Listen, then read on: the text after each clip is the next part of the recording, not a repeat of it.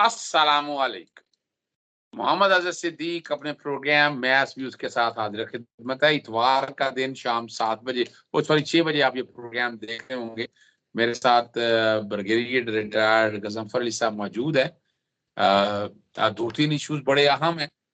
एक तो पाकिस्तान मुस्लिम लीग नून टूट फूट का शिकार है और बड़ी बुरी तरह से, यानी ऐसा नहीं है मरियम का स्टेटस वैसे तो वो जो मारूसी सियासत है वो तबाही की हुई है, उसके हवाले से मसाइल चल रहे हैं।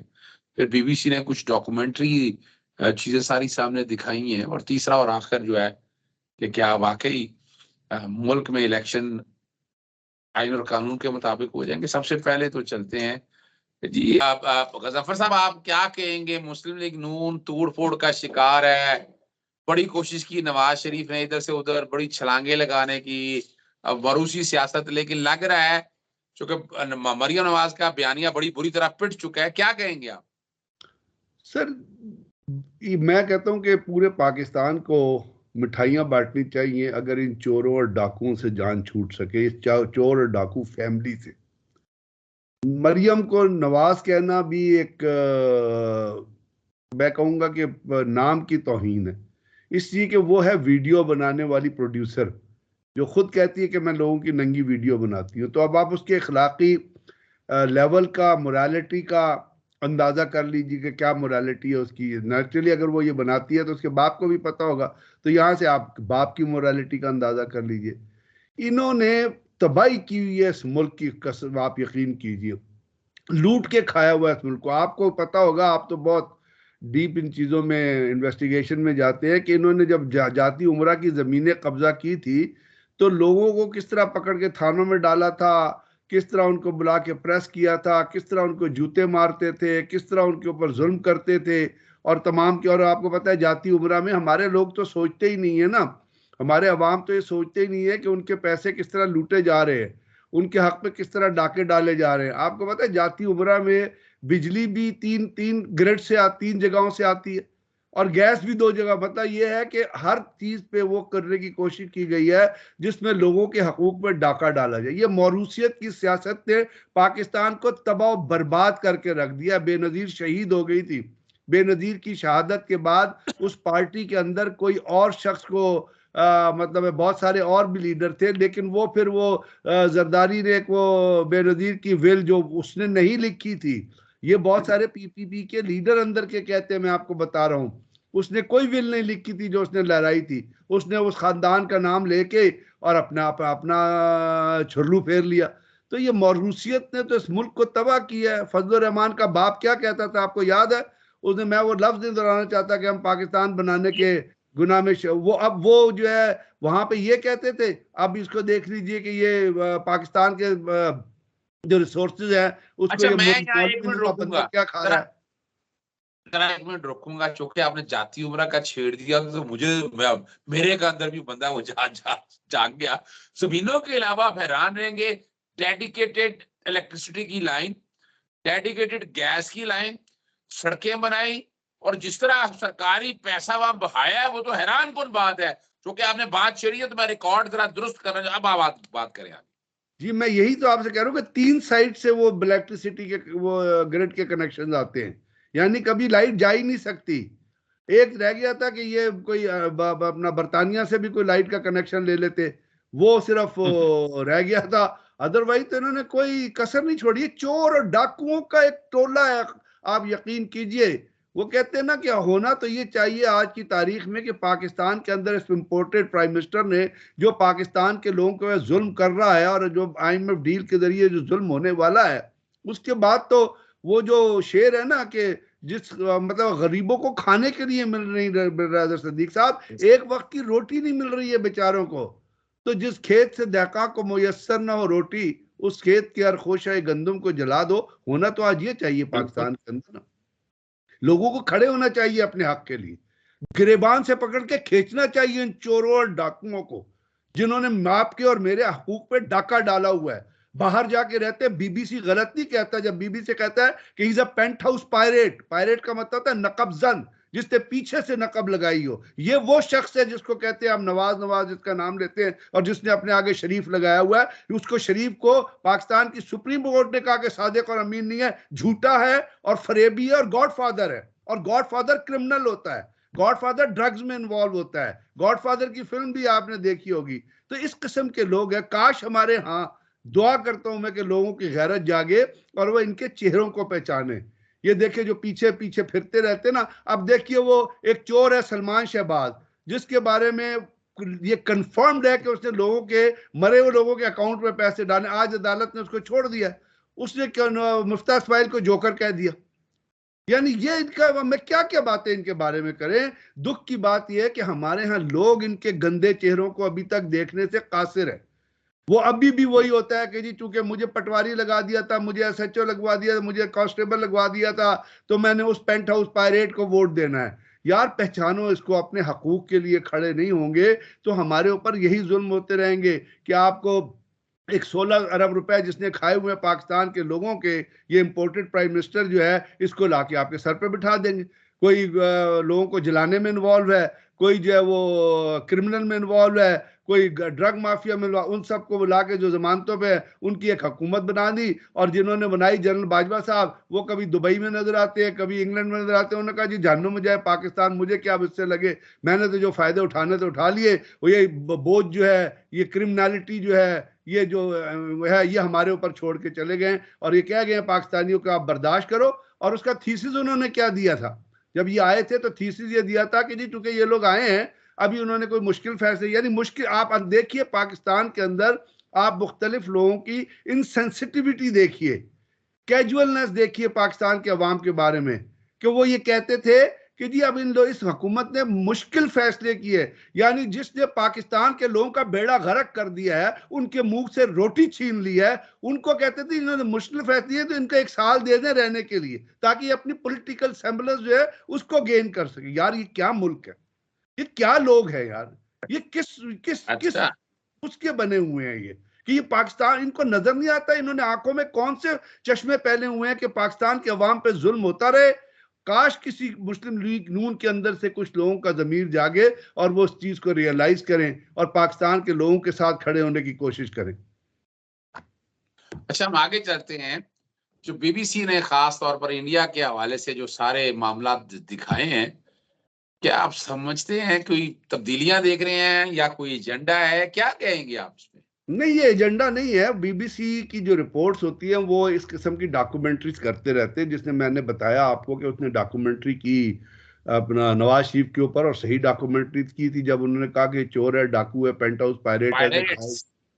ठीक है। उसके बाद बीबीसी ने 1971 की जो फॉल थी इस पाकिस्तान की, उसके ऊपर भी डॉक्यूमेंट्री की थी। पाकिस्तान के अंदर इतने सारे इश्यूज होते हैं, उन पर वो डॉक्यूमेंट्रीज करते हैं। अब ये गुजरात की जो डॉक्यूमेंट्री है, इसकी सच्चाई का तो इससे अंदाजा लगा लीजिए कि नरेंद्र मोदी को कहा जाता है दुनिया में बुचर ऑफ गुजरात, यानी कसाई है गुजरात का वो। उसके साथ साथ उसको अमेरिका ने वीजा देने से इनकार कर दिया था पहले, क्योंकि वो इन्वॉल्व था गुजरात में सैकर में। और उसके साथ साथ अपना दुनिया में जिस तरह चीजें बुलंद हो रही थी और वहां पे जो वाकयात वकूफ पजीर हुए थे, और उसमें जिससे गुजरात ने जिस तरह पुलिस को चुप कराया गया था, यानी नरेंद्र मोदी के खिलाफ एक साहब ने, एक जिन्होंने इलेक्शन लड़ा था, उनका नाम था एहसान जाफरी। एहसान जाफरी के घर के बाहर उनको बाहर घसीट के उनकी जिस्म को उनको मारा गया। फिर बड़े दुख और दर्द की बात है, कहते हुए भी जबान हिलती है, कि उनकी लाश के टुकड़े किए गए और उनको घर के सामने मुख्तलिफ दरख्तों पर लटका दिया गया। ये नरेंद्र मोदी और उनकी फैमिली जो है वो फोन करती रही पुलिस को कि जी आप आओ आओ, पुलिस नहीं आई। फिर इस बार नरेंद्र मोदी का एक बड़ा कुलीग था, उसका नाम था बाबू बजरंगी।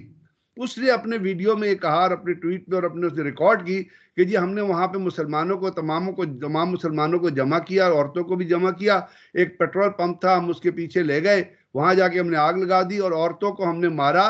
फिर हमने उनके फीटस जो है, यानी उनके पेट को चीरा, और बाद औरतें जो थी वो प्रेगनेंसी में थी, तो उसके फीटस को निकाल के उसको बलमे में रख के, बाले में रख के हमने पूरे शहर में जो है उसके ऊपर परेड की। पुलिस सारा दिन नहीं आई। तो ये नरेंद्र मोदी ने खुद कहा कि मैं तो मुसलमानों का खून पी के खुश होता हूँ। इसने बीजेपी से मिलके कहा, आरएसएस का ये मेंबर है, 8 साल की उम्र इसने आरएसएस ज्वाइन किया था। आरएसएस का मैंडेट क्या है? आरएसएस का जो खालिक था वो अपना गोलवाकर जो है वो अपनी किताब में लिखता है कि इंडिया में जितने लोग रहेंगे वो सारे मुसलमान, वो सारे हिंदुओं के रहेंगे, अदरवाइज मुसलमान उनको कन्वर्ट करना पड़ेगा। तो नरेंद्र मोदी के बारे में जो एक एक चीज उसमें कही गई है और उसकी क्रिमिनल और वायलेंस रिलेटेड नेग्लिजेंस को जिस तरह रिप्रेजेंट किया गया है, काश दुनिया इसके मुंह पे थूके किसी कहीं से। तो अब वहां पे ब्रिटिश प्राइम मिनिस्टर ने क्या, वहां पे ब्रिटिश कांग्रेस में सवाल हुआ इसके ऊपर प्राइम मिनिस्टर से, प्राइम मिनिस्टर भी हिंदू है, वो यूके बॉर्न हिंदू है। तो उसने उन्होंने कहा कि जी बीबी फॉरेन ऑफिस को पता था, और बीबी तमाम दुनिया के फॉरेन ऑफिस को पता था कि Narendra Modi is involve in massacre and genocide. और वहां पे एक डॉक्टर साहब हैं बहुत बड़े जो ह्यूमन राइट्स वायलेशन में, मेरा ध्यान से उनका नाम निकल गया, उनका एक आर्टिकल आया था कि इंडिया जो है वो 13 स्टेजेस जो होती है जेनोसाइड की वो तमाम क्रॉस कर चुका है, वो एथनिक क्लेंजिंग में इन्वॉल्व है।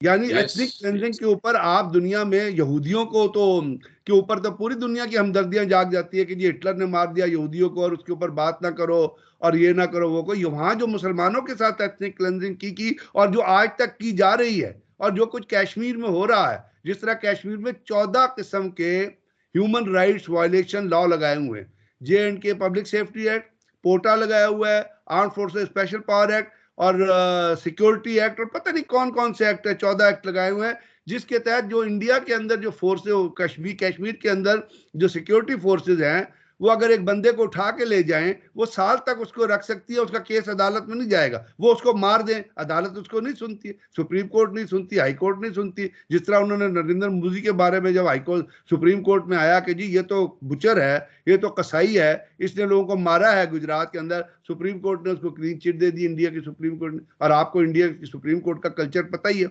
उन्होंने अयोध्या मस्जिद पे क्या दिया था, क्या उनका फैसला आया था, और किस तरह उन्होंने उसको मतलब मैनिपुलेट किया था, और किस तरह बीजेपी ने थ्रेटन किया था चीफ जस्टिस सुप्रीम कोर्ट को कि जी अगर आपने फैसला हिंदुओं के हक में न दिया तो हम आपकी चिता को जला देंगे। तो ये जो चीजें BBC ने कही हैं, काश दुनिया की आंखें उसकी, काश पाकिस्तानियों की भी आंखें खुले, काश शहबाज शरीफ की आंखें खुले। ये शहबाज एक इनके ऊपर एक और जुर्म है, ये नवाज शरीफ की फैमिली, ये नरेंद्र मोदी की यार है, ये उसका एजेंट है। इस मैंने नहीं कहा, ये जो आप जिसको कहते हैं, ये जो लड़की औरत है जिसको आप नाम ले रहे थे, इसने अपने इंटरव्यू में कहा कि सज्जन जंडाल की फैमिली से और नरेंद्र की मोदी की फैमिली से हमारे फैमिली ताल्लुकात हैं, वो हमें साड़ियां बेचते हैं, वो हमारे मतलब BBC के एक BJP के एक MP ने इंटरव्यू देते हुए नहीं कहा था, वो ऑन रिकॉर्ड है, उसने कहा था जी नवाज शरीफ के बारे में कुछ होगा तो we will bother be because he is our asset, ये उसमें हमने पैसा खर्च किया। तो ये जब गया था नरेंद्र मोदी की स्वेरिंग इन सेरेमनी में, ये जो पेंट हाउस पायरेट है, इसने क्या किया था वहां जाके, इसने नरेंद्र मोदी को कहा था कि आप अपनी फौज को कहो कि कश्मीर में लाइन ऑफ कंट्रोल के ऊपर फायर करती रहे जितना फायर कर सकती है, मैं नहीं बोलूंगा, आप कश्मीरियों को मारे, औरतों को मारे, बच्चों को मारे, मस्जिदों को तबाह करे, स्कूलों को, और वो करते रहे 1 साल फायर। यानी वो ईद बकरीद पे भी इंडियन फोर्सेस मिस नहीं करती। ये शख्स एक दफा लाइन ऑफ कंट्रोल पे नहीं गया, ना इसने इंडिया के खिलाफ कोई स्टेटमेंट दी। तो ये कल्चर है जो नरेंद्र मोदी का कल्चर है। और ये अजीत कुमार डेविल जो है, जो इंडिया का नेशनल सिक्योरिटी एडवाइजर है, आपको याद नहीं है, ये नवाज शरीफ के ड्राइंग रूम में बैठा हुआ था और नवाज शरीफ उससे गले मिल रहा था और उसको थपकी दे रहा था, क्योंकि अजीत कुमार डेविल ने कहा था कि मैं पाकिस्तान में लोगों को मारूंगा, कत्ल करूंगा, मैं कत्ल करूंगा थ्रू जो पाकिस्तान के अंदर जो ग्रुप्स लड़ रहे हैं वो सारे मर्सिनरीज हैं, मैं उनको पैसे दूंगा और पाकिस्तान के लोगों को मरवाऊंगा। वो शख्स बगैर वीजे के, ये आपका जो प्राइम मिनिस्टर था इसके ड्राइंग रूम में बैठा हुआ था, चाय पी रहा था और नवाज शरीफ उसको थपकी दे रहा था कि शाबाश, जितने लोगों को मार सकते हो मारो पाकिस्तान में यार। तो ये इस कल्चर के लोग हैं। तो अगर BBC ने जो चीजें कही हैं वो उसकी हकीकत इससे वाजिया हो जाती है कि इंडिया ने तमाम ट्विटर अकाउंट और तमाम सोशल मीडिया अकाउंट जिसके जरिए ट्विटर के ऊपर कमेंट हो रहे थे इस फिल्म के ऊपर, और नरेंद्र मोदी की जो एथनिक क्लेंजिंग और जो उसकी दहशतगर्दी और जो उसका फैशिज्म और जो उसका एक्सट्रीमिज्म है और जो बीजेपी की पॉलिसी है और जो RSS की दहशतगर्दी है, उसके ऊपर जितने ट्वीट्स आ रहे थे वो उन्होंने ट्विटर को कहा, उसको कहा स्काइप को जी इसको हटा दें, आप अपने हैंडल से हटा दें और आप उससे गायब कर दें। तो वहां पता नहीं कितने सारे ट्वीट्स थे जो गायब कर दिए गए। तो ये हाल है अजहर सिद्दीक साहब। अच्छा चलें, अब प्रोग्राम के आखिरी हिस्से की तरफ चलते हैं। आप केयर टेकर सेटअप में, मैं उनमें निटी-गिटीज में नहीं जाना चाहता, अगर हम देखें तो आप क्या देख रहे हैं कि इलेक्शन वक्त पे हो जाएंगे, और अगर अब कौमी असम्बली भी तहलील हो जाएगी। सर कौमी असम्बली तो तहलील होनी चाहिए। इस वक्त तो लीगल और मॉरल अथॉरिटी खत्म हो गई है, क्योंकि माइनॉरिटी की पार्टी जो है वो फेडरल गवर्नमेंट में मौजूद है। 66% वोट बैंक चला गया आपका, जो पंजाब का और KPK का है। अब पंजाब में देख लीजिए उन्होंने किस किस्म के नाम दिए थे। कल इलेक्शन कमीशन क्या अनाउंस करता है। KPK में चले, उनके एग्रीमेंट हो गया। अब इन दो अगर कॉन्स्टिट्यूंट दो प्रोविंसेस में इलेक्शन होते हैं तो मेरा तो ख्याल है प्रेसिडेंट अलवी को इनिशिएटिव लेना चाहिए and he should ask Shahbaz Sharif के जी आप वोट ऑफ कॉन्फिडेंस ले। अब देखिए क्यों ये 35-35 हल्के वो इस्तीफे मंजूर कर रहे हैं, 70 इस्तीफे क्यों मंजूर कर रहे हैं। ये वो कोई बिल पास कराएंगे, वो राजा रियाज जो बिकाऊ माल है, जिसको अमेरिकन सफीर मिला था और जो उसको 2 लफ्ज बोलने नहीं आते उर्दू और पंजाबी के, तो उसको ये स्ट्रेंथन करना चाहते हैं गालिबन अपोजिशन लीडर। तो इस वक्त तो कौमी assembly should have been dissolved by now and fresh election announce हो जाने चाहिए थे, क्योंकि कोई लीगैलिटी और मोरालिटी नहीं रह गई है कि माइनॉरिटी की पार्टीज हैं वो पाकिस्तान के लोगों का वोट बैंक लेके चलें। वो भाई जब 2 जगहों से हुकूमत फारिग हो गई है तो फेडरल गवर्नमेंट का कौन सा जवाब बनता है, किस लॉ के तहत वो जवाब बनता है कि उनका वो रूल करते रहें। तो मेरा ख्याल है इलेक्शन होने चाहिए और पाकिस्तान का हल ही जो है वो इलेक्शन है, फ्री एंड फेयर इलेक्शन और जल्दी इलेक्शन। तब आप इस मुराद से निकल सकते हैं जिस मुराद में आज हम मौजूद हैं। बहुत शुक्रिया ज़फ़र साहब, तफसीली गुफ्तगू मैंने कर दी आपके साथ और अब सच सारे कुछ सामने आ गया है। फैसला आपने करना है और कौम इलेक्शन की तरफ जाना चाहती है और इलेक्शन जल्द होकर रहेंगे। इजाजत चाहते हैं जी। अस्सलाम वालेकुम, अल्लाह हाफिज। पाकिस्तान जिंदाबाद। पाकिस्तान जिंदाबाद।